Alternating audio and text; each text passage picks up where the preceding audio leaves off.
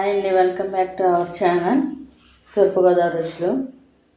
ఇక్కడ చూడండి, అరిసెలకు పిండి కలుపుతున్నారు.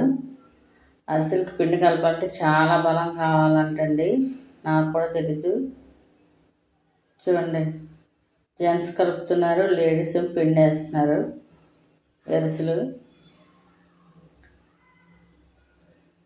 చూసారు, ఉండలు లేకుండా, కింద పొడిపిండి లేకుండా మొత్తం అంతా కూడా బాగా ఆ స్టిక్తో కలుపుతున్నారు.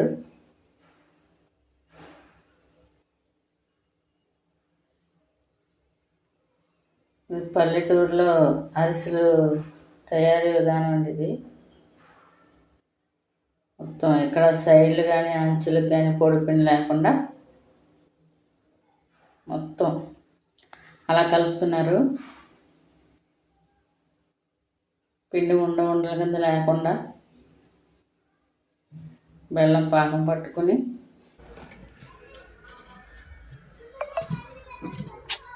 మొత్తం అంతా కూడా అరిసేస్తే ముందు కాకుండా పొడిపిండి లేకుండా బెల్లం మొదటి పాకం పట్టుకుని అందులో యాడ్ చేసుకున్న పిండిలో ఆ పిండిని ఒక బలమైన కర్రతో కలుపుతూ ఒకరు కలుపుతున్నారు, ఒకరు సైడ్ పిండి తీస్తున్నారు. ఆ విధంగా పిండిని అంతా కూడా ఒక్క చూడండి తీసి మళ్ళీ అలా కలుపుతున్నారు. ఒకేలా వచ్చేలాగా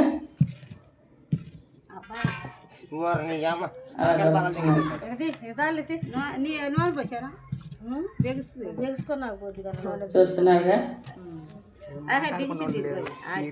మీరు కూడా అంతేనండి, ఇంట్లో పిల్లలు హాస్టల్ నుంచి వచ్చినప్పుడు ఇలాగే చేస్తారా? అరిసెల పిండి మొదటి పాకం పట్టారు వాళ్ళైతే. ఈ అరిసెలు మళ్ళీ కట్టెల పొయ్యి మీద కాలుస్తున్నారు, స్టవ్ మీదది కాదు. బయట ఇటుకరాళ్ళతో ఒక పొయ్యిని అరేంజ్ చేసి దాని మీద మూకుడు పెట్టి ఆ పిండిని అరిసెల కింద ఉత్తి ఆ నూనెలో వేసేది.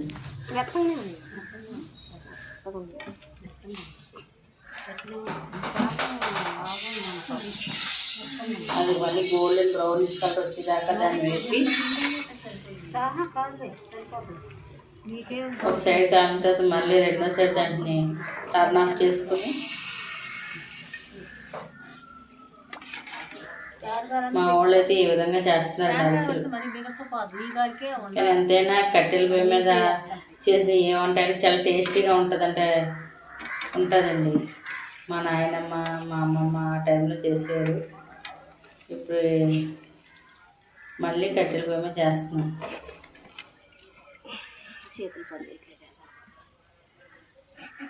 అరిసె ఆ విధంగా వచ్చింది.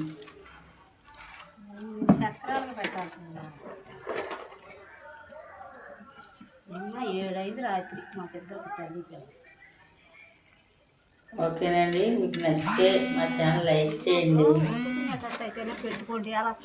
బాయ్ అండి.